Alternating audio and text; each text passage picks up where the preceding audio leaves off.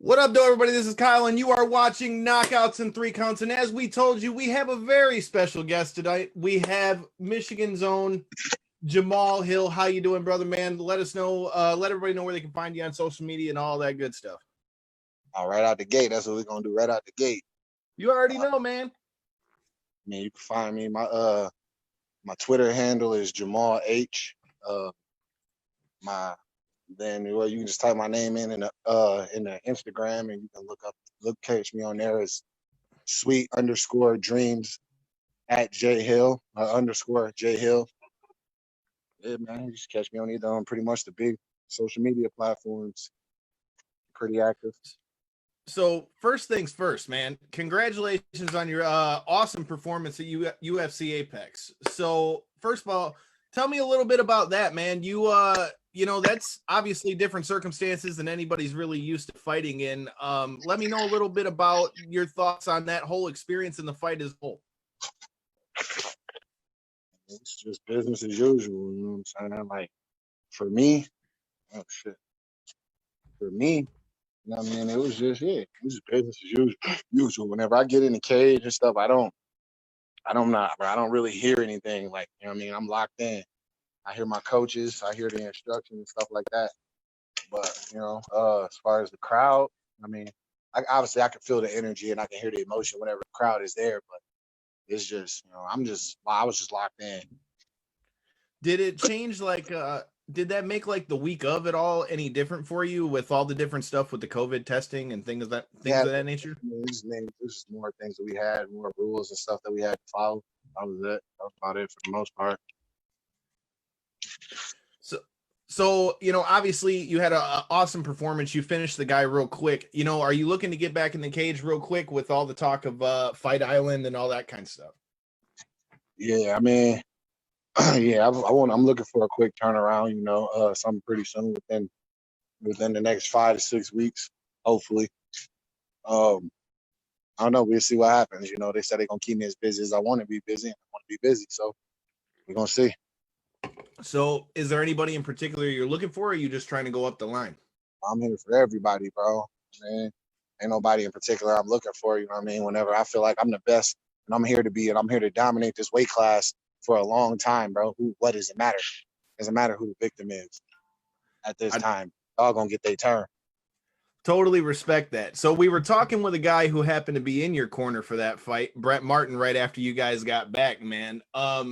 Do you feel like all these fights that they're running in succession, with UFC being, and MMA for that matter, being one of the few sports that's running right now, if not the only one, do you think that this is going to give more of an opportunity for guys like yourself, guys like a Chaos Williams, guys like Brett, or anybody else who, is on that cusp or is, young in the UFC to get more fights out?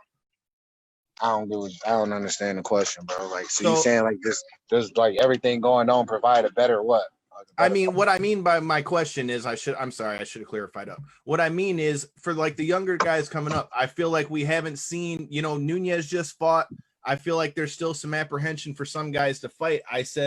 What I mean is, for guys like yourself, you said you want to fight as many times as you can. Do you feel like this is going to present more opportunity, since some guys are maybe a little bit on the fence about fighting? I mean, I guess, yeah. Not only just that, you know what I'm saying? People are there's a lot of most of the rosters, most of the overseas rosters is overseas. They can't even get into the country to be able to do a show.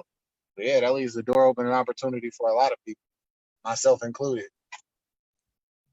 So there were headlines last week. They were talking about Jon Jones saying that he wants to drop the title, things of that nature. What do you think that does for your division? You fighting at light heavyweight. I mean, think it just opens up the title in the division? That's it. You know what I'm saying? I mean, obviously he's a big draw and everything like that, but that ain't my concern. That's the company's concern. For sure, man. It's my job to keep the talent here. You know what I'm saying? My job is just to show up and do, take care of business. Display my own. Definitely respect that. So with you coming out of Grand Rapids, man, and now you're doing your thing here in the UFC, man, how do you feel, coming out of, Grand Rapids and it being, maybe a gym that's not well known as much now? How do you feel that, puts you against some of the other guys best in the world, man? Because you're showing out against the best guys in the world right now. What do you mean? I don't fully understand that question. What I'm saying How is, do you I mean? coming from a smaller gym, you see all these guys in Extreme Couture, an Alliance MMA, all that stuff. Do you think that kind of has people kind of like looking down on you on your way up? And if so, does it give you any extra fire? I don't care. That's funny to me. Like I watch all these, like I see videos and predictions and stuff. People have no idea who I am or what I do or what my team does. I mean, so it's just all the same to me. It's just funny. I mean, because at the end of the day, when you in there with me, it's a fight. I'm a real motherfucker that you're gonna have to fight. You know what I'm saying? So definitely, hey, none of that definitely, shit. man. Where you train I at, respect where it. you train at, don't mean nothing. I mean, it's not a war. We're not going. Oh, y'all have more people at y'all gym and shit like that and everything like. It's me versus you. You know what I mean? You just represent your gym. I'm representing mine. We're gonna see who represented the best. Mano a mano, man versus man. You know what I mean? You got your work somewhere. I got my work somewhere. Hey, I totally can respect that. So with your coming up, for anybody in the Michigan game or anybody around town, everybody knows that you came up through Lights Out and fighting in Lights Out Championship, stuff like that. What are your thoughts on the I came up on the West Michigan scene, period. Mm-hmm. I mean, before, for sure. Like I've been fighting, like people don't realize, people don't know, they don't realize I've been fighting for 10 years, bro. I had my first fight was what, March 3rd, 2010. You know what I mean? I've been doing this shit for over 10 years. So tell me a little bit about that. You said it's been a 10-year grind for you. I mean, what does that mean for you to finally kind of get that shot at the, like I said, the UFC is the pinnacle, man, for you. It's been a 10-year run, like you said. I was just waiting for it, you know what I mean? I've been ready, been visualizing, been saying, you know what I'm saying? Every time I picture myself in those moments, I knew my skills and everything. I knew I was ready for them. You know what I mean? I just needed to be in them. You know what I mean? That was the only thing that was missing was the lights, camera. You know what I mean? I was already about the action. You feel me? Hey, I definitely feel you, man. Like my question, so here's my other question. So obviously we've been in quarantine, you've been training and you've been busy because you've been fighting. When you're not fighting, what kind of stuff are you into, man? Are you a big sports guy outside MMA? Yeah. Okay, Definitely. if so, you gotta think I played football and basketball before, you know what I mean, before fighting was even a thing. You know what I mean? I thought I was gonna be in the NBA or the NFL. That was my dream, and that was, you know what I mean, that was what I did and shit. You know what I'm saying? So how do you feel? So playing football and and you said you wanted to play in the NFL, man, like do you feel like that helped prepare you at all, for MMA? Because you see a lot of guys coming over from football. I was an athlete. Oh yeah, I was a pure athlete. I'm used to grinding. I'm used to pushing my body to the limit. I'm used to performing. You know what I'm saying? So yeah, it definitely helped me. It made me a competitor. You know what I mean? You can't just be like, oh, people like, oh, I'm a fighter. I'm a fighter. I'm not just a fighter. I'm a competitor. I mean, I like to compete. I thrive in competition. You know what I'm saying? Hey, I can respect that, man. If so, with all this talk right now, we've been hearing a lot of things about NBA is coming back soon, or at least there's in talk with that, with them being scared of the trying to figure out how to make this work with COVID. I don't think they're not scared of the COVID. They're not scared of the COVID thing. The thing is, they don't want to be a distraction. They don't want to be a distraction for the message that needs to be put out and that's finally being talked about as far as Black Lives Mattering and Black community, the problems plaguing the Black community, and that have plagued the Black community for generations and generations. And they don't want to take the spotlight. And let me ask you about that, man. Like you being a guy, on the UFC, having the platform you do, man, like what are your thoughts on where we're at in America right now, man? I mean, obviously it's a crazy time. We've been seeing all of what's going on, but I mean, for a guy like you, this gives you a great chance on your platform to speak about those things as well. I mean, as far as I'm going, I want what everybody want. I want change. You know what I mean? I want justice whenever injustice is done. I want equal treatment. I want equal opportunities. I want all the things that the mantra of America is promised to be. I mean, I want not to have to fear for my life if I get pulled over by the police. You know what I'm saying? Hey, so, I can totally respect that. Those are, I mean, it's the same thing that everybody wants, and same. I mean, life, liberty, and the pursuit of happiness. sad part about that, man, is so many people just aren't seeing it for what it is, man. It's just, it's not, you know, it's equality as a whole, man. Nobody should have to walk out of their house and deal with that. But the sad reality is everything you just said is the truth. Yeah. So, you know, I mean, some people, I mean, it's hard to believe in something when you don't, you know what I mean, when you don't experience it or you don't see it. That's like me saying, like, man, dog, I did a tooth fairy robbed me, man. She came in and pulled my teeth out her damn self. You know what I'm saying? Even if it really happened, people ain't saying who gonna believe it. exactly. It And I never mean, happened to them. It never happened to them. So how would they believe that? You know what I mean? Why would they believe that to be true? You know what I mean? Like, oh, it's like just like when somebody's like, oh, I saw a ghost or I heard a spirit or something like that. You know what I mean? Even if you might believe that person, still like, yeah, you take it with a grain of salt. You know what I'm saying? Just for the simple fact of it is you've never experienced it before. You've never seen it before. You know what I'm saying? It's totally. like for me, like to me, and then also like another way I can also kind of describe it is like you remember that movie The Santa Claus with Yep. Tim Allen? Yes, sir. Remember whenever his son was talking to his stepdad and he was talking about like, oh, Santa Claus, how he was trying to convince him that Santa Claus, he's like, Santa Claus is not real and he don't believe and stuff. He's like, I've never seen Santa Claus. Have you? You know what I'm saying?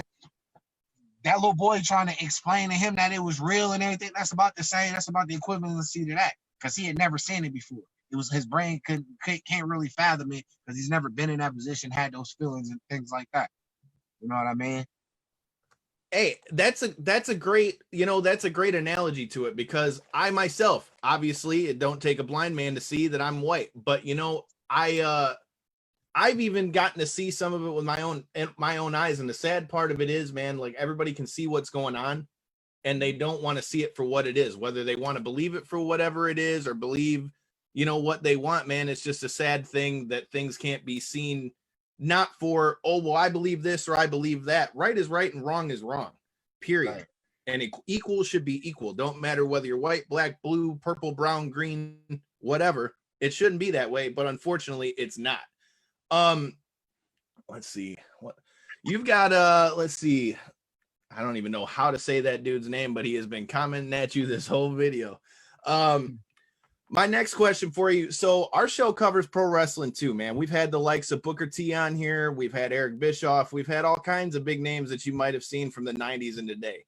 Did you ever grow up watching pro wrestling at all? Yeah, I used to watch it back when I was younger. Okay. Was there anybody in particular that jumps out to you at all? Hey, Booker T was my dog, bro. What you mean? Hey, man. Five How can he not be, bro? Five times. Yeah, bro. I remember that. Rock. What about the supermarket fight, bro? The supermarket fight between him and Stone Cold, dude. I don't even remember that was one of the funniest things I'd ever seen as far as Booker T's career goes. But yeah, man, you know what's funny, man? I don't know if you've gotten to run into him at all at any of your fights. When we interviewed him, we talked to him more about MMA than we talked to him about wrestling because now he's covering boxing fights and all that stuff for ESPN as well. So it's wild, man. Like you wouldn't think, you know, talking to a guy like that, that's what you're getting. So you know, everybody always has got the basic question, you know, like if you could fight anybody, who would it be? Or what were you gonna say? Your face, your screen, your video is frozen. Mine still. See, on my screen, yours froze. Yeah, that's weird. Yeah, I don't know what happened. It froze up on me. But yeah, man, you know, everybody's got like the stereotypical, you know, the question of like, what got you into MMA, all that kind of stuff. You know, you were a natural athlete, you know, like what do you remember like a specific fight or anything that, you know, brought you to MMA or like stuck out and was like, yo, that's what got you to switch from the other sports you were playing to come to MMA? Nah, what it was, man, it wasn't even so much just something that I saw. It was just the reality of what the situation was. I wasn't highly scouted coming out of high school. I mean, I wasn't on great teams. I didn't get to do all the things that I wanted to do as a player in high school, which didn't translate to me getting scouted or getting the eyes that I wanted. You know what I'm saying? So, I mean, I don't know. I was just thinking about what I was going to do. What was the best decision, the best move for me? You know what I mean? And I got into a lot of fights. So, if I'm fighting, I might as well get paid for it. I watched the Anderson Silva fight and the Forrest Griffin fight. That kind of pushed me into already. I want to check this out. You know what I'm saying? I mean, that's a common story that we've gotten from a lot of guys that come on, like either you were, a great athlete coming in and, this is just something you fell upon, or maybe you were somebody, who got in a bunch of fights, growing up. For me, obviously I'm not on any level like you. I got to do a little bit of boxing. I got a purple belt myself. For me, I grew up with cerebral palsy. So it's crazy how MMA in a sport like that, which people look at to be so brutal, man, like you can self-defense and all that kind of stuff, man. The stuff that it can do for you just health-wise is insane. So did you watch the fights that we just had last weekend with Calvillo and Jessica I? Yeah, I saw it. So do you think that the conditions that we're having right now with, like, the whole pandemic thing, we had a bunch of people miss weight on that card and things like that. Do you think that these, conditions are making it harder on people to make weight? Yeah, I feel like it is a little bit harder, even for me. I made weight on my fight, but I'm usually on weight a little bit way sooner than I was. So yeah, I can understand that, but shit, it's your job. It's part of the game. You know what I'm saying? Like, whenever you signed a contract, you knew how much you weighed. You knew what was expected of you. So, you know what I'm saying? So if it was gonna be too hard for you, it was gonna affect your performance, or you couldn't do it, you shouldn't have fucking said that you could. So off of that, the reason I ask, man, is like I say, I mean, this is something that no one's ever really, experienced before. So it's obviously new territory for everybody. But after the fight, I was checking out the UFC post-fight press conference and things of that nature. And they were talking about that Cynthia Calvillo said that she had thought that Jessica I's pulling the towel trick.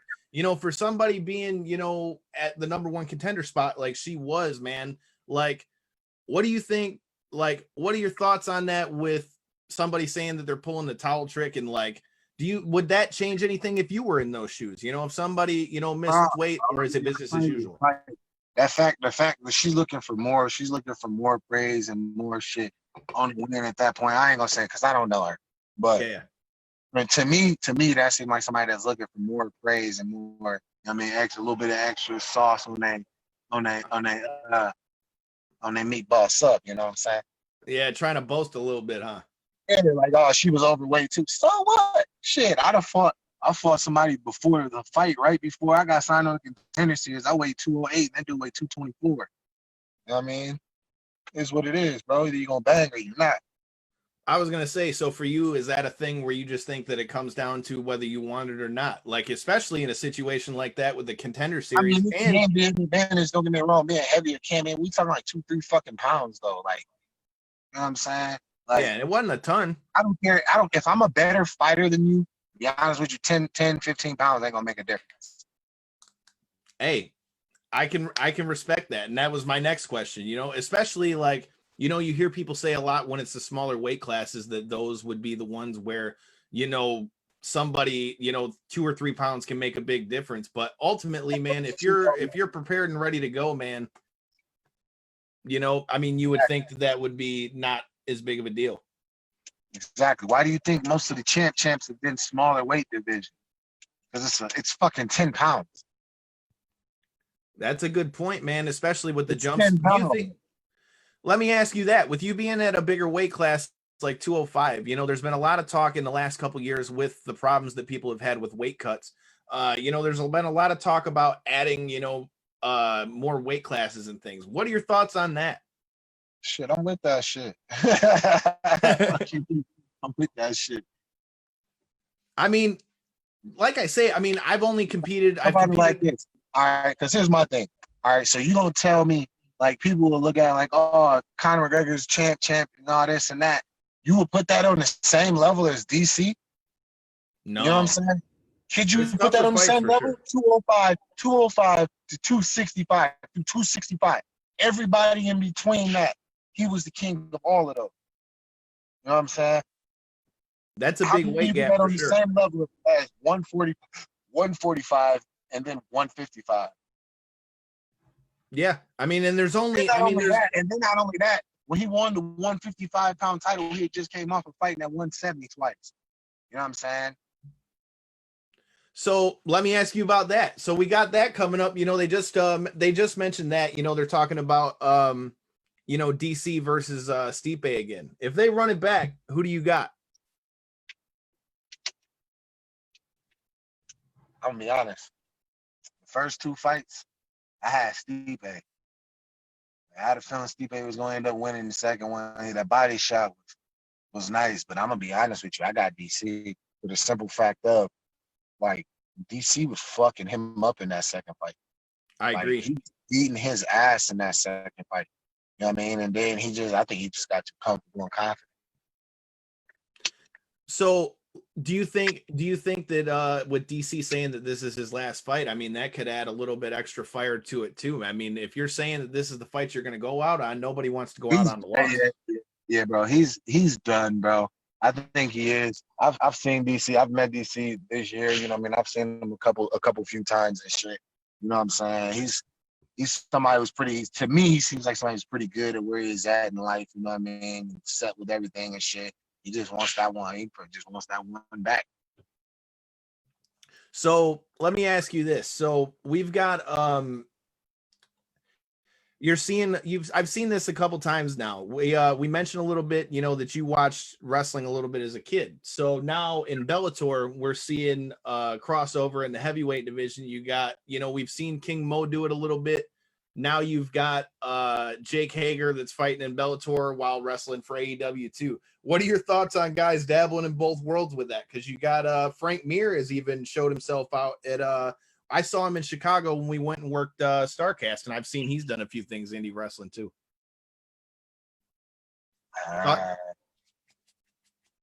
Shit, I don't care about your money. Just, they doing it for bread, bro. WWE make money. You know what I'm saying? That's something that can't be argued, whether you like it or not. I mean, they've been around that long for a reason.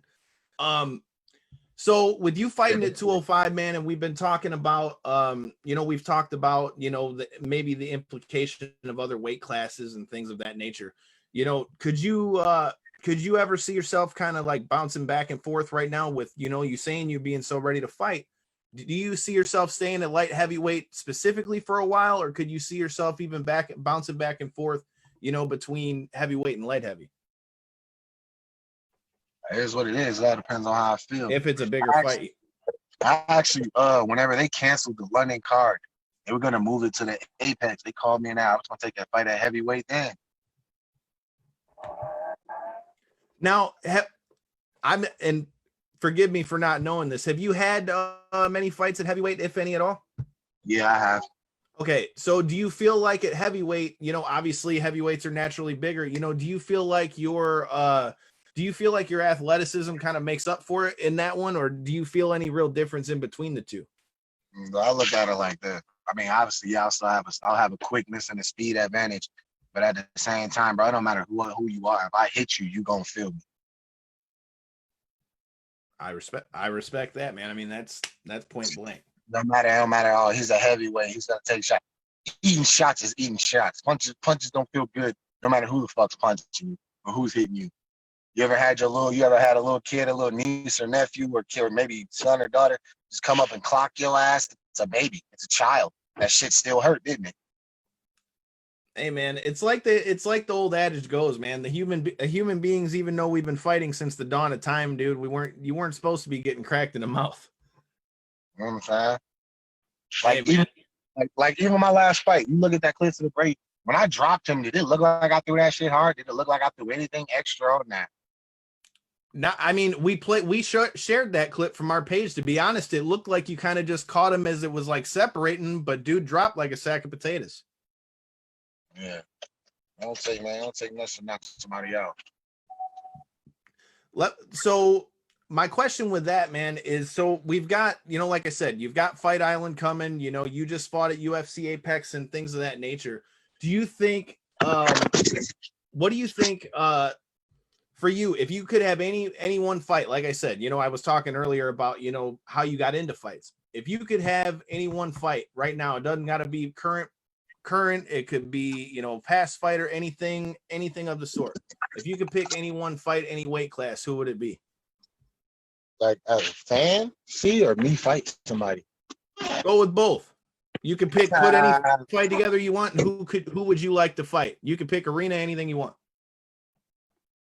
Shit. Fight that I would want to see that I feel like I ever got to see would have been the prime Anderson Silva versus Jon Jones. Who do you got in that fight? I don't know. Standing, I got Anderson Silva, but Jon Jones is a big man.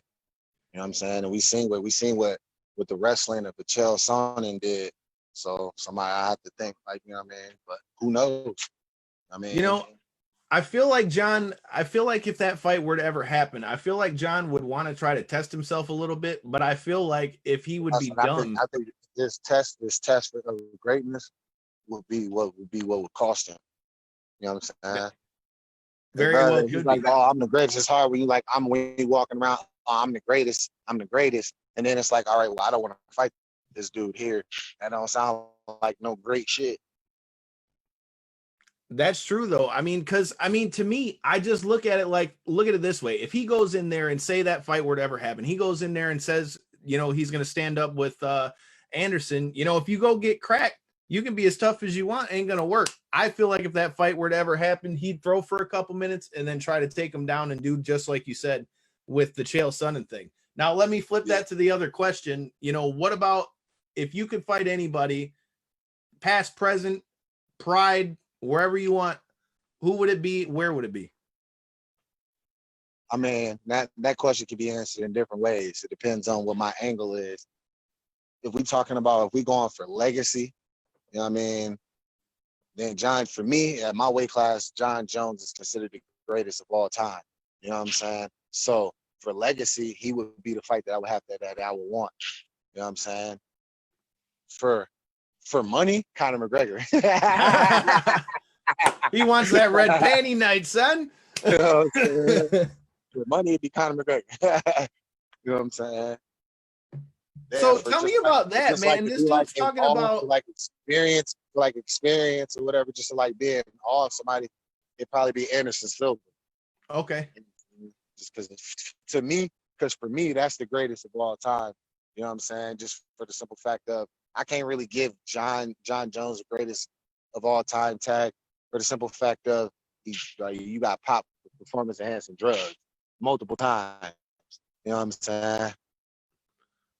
That answers my question too, man. I was gonna ask you that.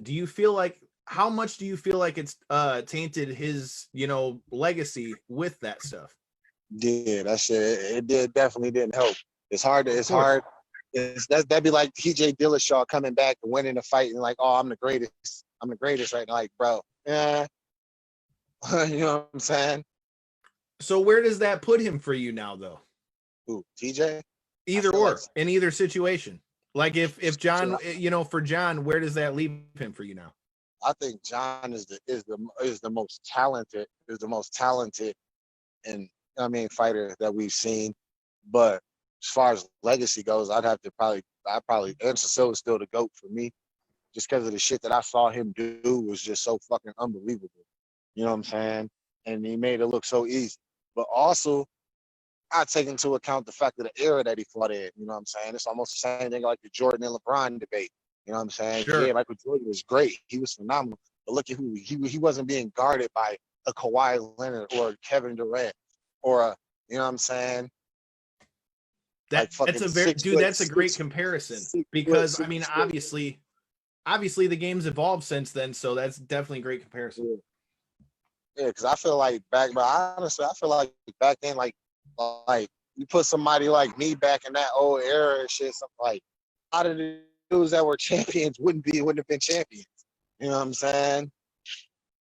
I mean, that's a great point because even just with the example you used with with Jordan and LeBron, it's just totally different. The game is different, even fights are different. You see the level of athleticism that you see today. There's no way you can even say that it's even matched, back then. There were great guys, but it's different. Capitalizing also where a lot of people are capitalizing is the mentality still hasn't evolved. You know what I mean? The mentality still has to evolve because of how it was back then. Like, oh, this guy's a wrestler, this guy's a boxer. You know what I'm saying? It's like, and they go in, and this dude go in, he punched the dude in the face, and the dude grab him and take him down. It's like, oh, wrestlers can't deal with boxing. Bro, it's the age of mixed martial artists, period. Now, You know what I'm saying? Like, you can't just be like, oh, I'm a boxer. I'm just gonna go in and just outbox this dude. That motherfucker might have some kicks, you might have some takedowns or something that he can mix in on your ass to get to his own hands and then end up outboxing. You know what I'm saying? Like, it's just too rounded. It's just too much added into it. Definitely can respect that. So I gotta ask, since you brought it up, you brought up Conor McGregor being a guy that you'd want for the money fight. Can't blame you, because obviously there's no arguing that guy's brought in probably the most money on his fights as anybody has in recent memory. What are your thoughts on him now, once again, for the third time in the last 4 years, announcing his retirement? You think it's just another play for money? I mean, shit, I don't know. Shit, however he feels, how he feels. Personally, I don't care. Hi, I see you, baby. How you doing? Look.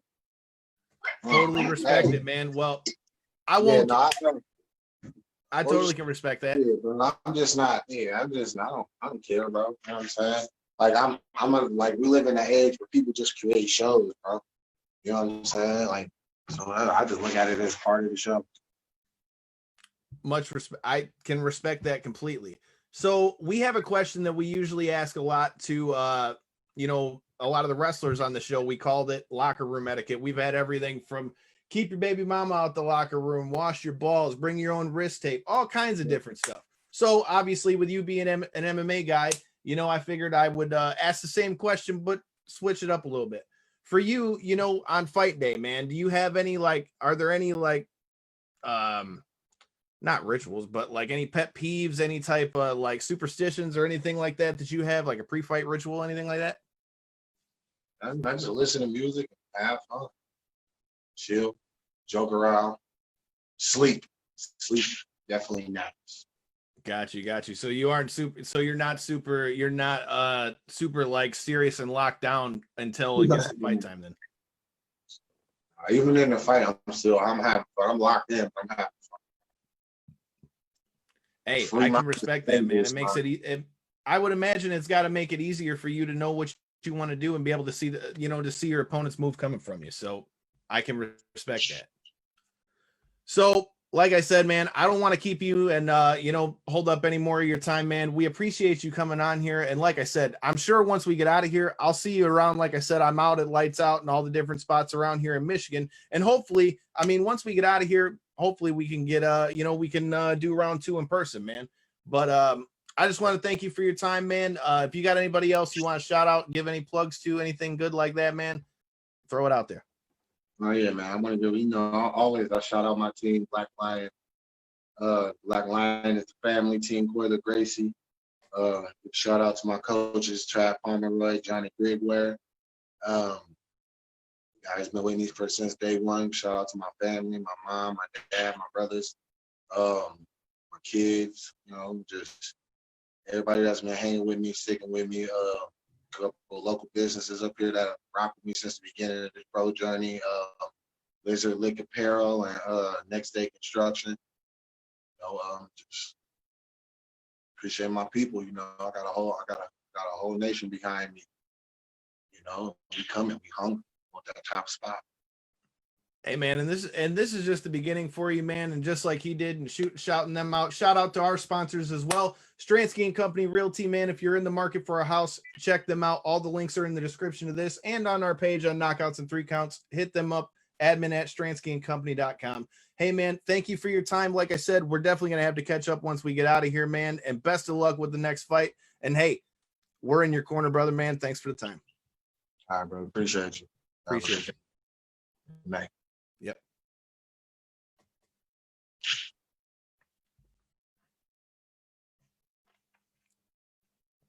Well, everybody, that was UFC star Jamahal Hill.